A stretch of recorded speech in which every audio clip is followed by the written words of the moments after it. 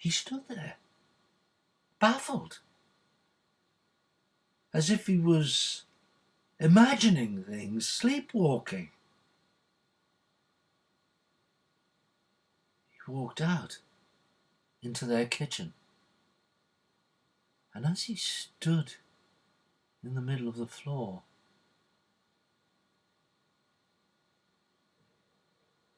he heard a sound above his head.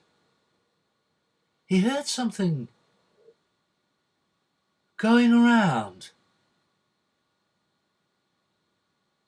a flapping of wings, a bird.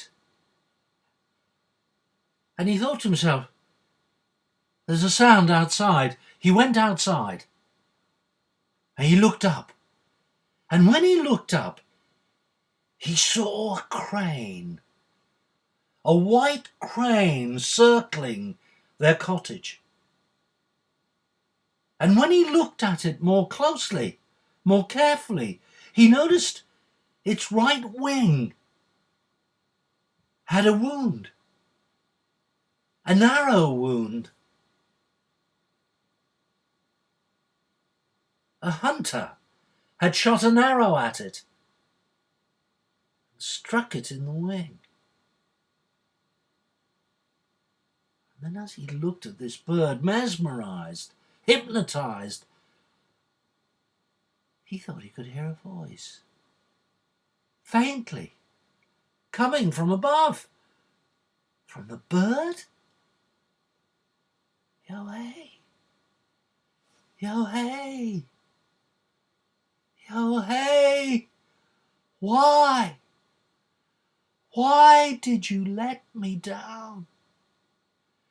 Yo hey! I was the crane that you saved. That evening as you were coming home from work in the snow, you saved my life. And I came to you and became your wife.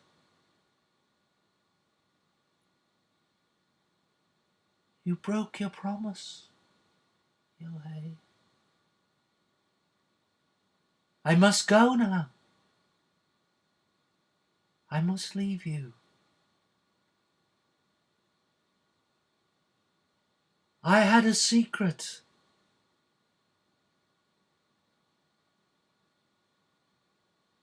I was never supposed to share it. Goodbye, Yo hey. Goodbye. Yo hey kept staring at the bird. It circled a few more times and then headed towards the mountains, and it flew into the distance, high up in the sky above. Yo hey, like a madman, started running after the bird, shouting after it, come back, forgive me. I promise you, I don't want the roll of cloth, I don't want anything, I just want you to come back. But the bird flew on regardless and disappeared.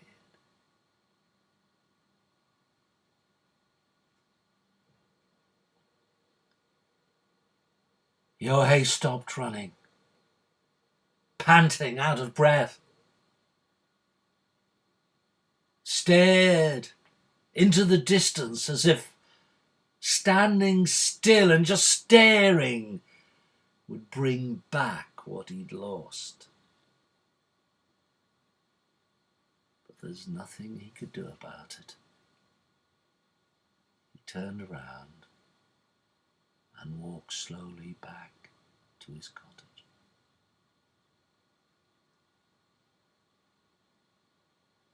He walked through the kitchen, into the back room,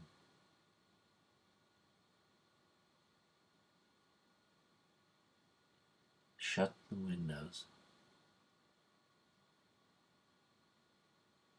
turned around and looked into the empty room.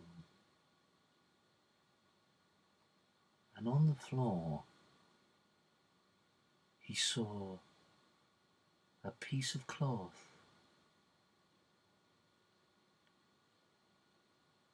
in the shape of a bird's wing, with a streak of red running through it.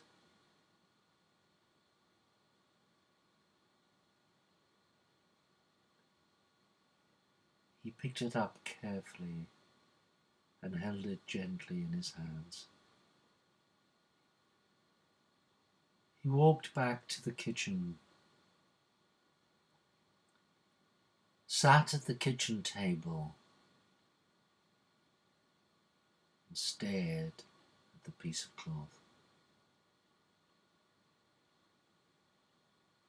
There was a knock at the door.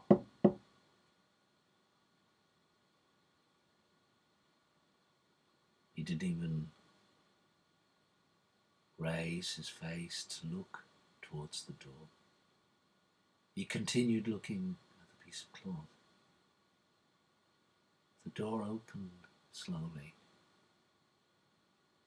and in came the neighbour. "Yo, hey, did you find out the secret?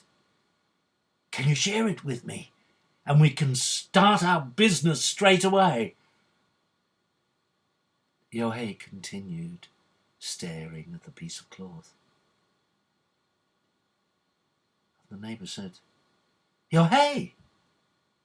Yohei, wake up! What's the matter?" And very slowly he retreated out of the cottage, shut the door quietly, and went back to his house.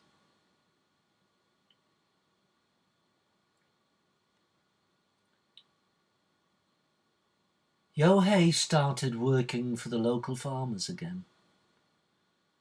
Went out every day, worked hard, earned his wages at the end of the day, and continued living in the cottage, as he had always done, on his own. He never mentioned or spoke about his wife. The villagers talked about him, whispered about him, gossiped about him. And this time, they were right.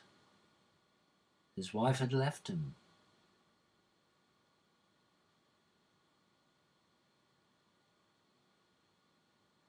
Yohei never spoke to anybody about what had happened. He never told anyone